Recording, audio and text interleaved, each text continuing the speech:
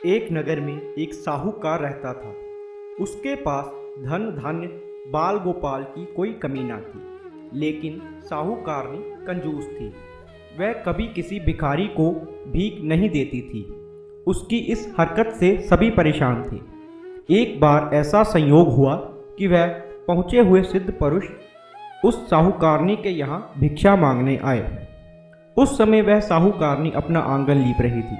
अतः सिद्ध महाराज के कहने लगी, महात्मा, इस समय तो मैं काम कर रही हूँ, मुझे अवकाश नहीं है, आप फिर दर्शन दीजिएगा। साधु बाबा दुआ देते हुए चले गए। कुछ दिनों बाद वे पुनः पधारे। उस समय साहूकारनी अपने पोते को खिला रही थी, अतः उसने भिक्षा देने में फिर असमर्थता दिखाई। साधु बाबा को फिर कभी अवकाश के समय आने को कहा। इस बार भिक्षुक का माथा थनका। साधु बाबा चिढ़ गए। उन्होंने साहूकारनी से कहा कि मैं तुम्हें कुछ उपाय बताता हूँ। यदि तुम अवकाश ही अवकाश चाहती हो तो बृहस्पति को देर से उठा करो। सारे घर में झाड़ू लगाकर कूड़ा एक और इकट्ठा करके रख दिया करो। उस दिन घर में चौका ना लगाया करो। स्नान आदि करने वाले इस दिन हजामत अवश्य बनवाया करें। भोजन बनाकर चूल्हे के पीछे रख दिया करो। शाम को काफ़ी अंधेरा छा जाने के बाद दीपक बत्ती जलाया करो तथा इस दिन भूलकर भी ना तो पीले वस्त्र धारण किया करो और ना ही कोई पीली चीज खाया करो। साधु के चले जाने के बाद साहूकारनी वैसा ही करने लगी। धीरे धीरे बृहस्पति की उपेक्षा के अशुभ परिणाम उसके घर में उजागर होने लगे। इसके एक सप्ताह बाद वही साधु बाबा भिक्षा के लिए पुनः पधारे। उस समय साहूकारनी हाथ पर हाथ धरे खाली बैठी थी।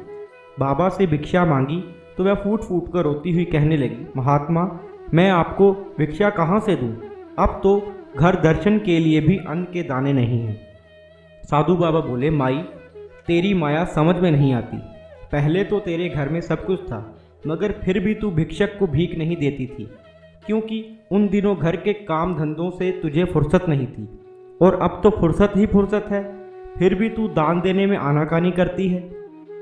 अब तो साहूकारनी को समझने में देर न लगी कि सामने खड़े बाबा सर्वज्ञ और सिद्ध पुरुष हैं।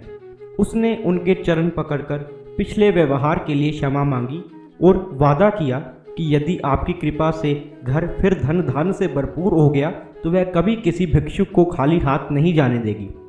साधु बाबा को दया आ गई और वे बोले, बृहस्पतिवार को तड़के ही उठकर स्नान आदि करके अपने घर का कोई आदमी हजामत ना बनाए और उस दिन विशेष रूप से भूखों को भोजन कराना चाहिए।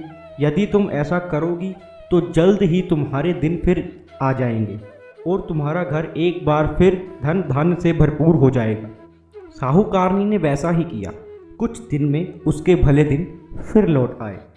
जैसे दिन बृहस्पति जी ने उसके फेरे, ऐसे ही वह हम सब के शुभ दिन शीघ्र ही लाएं।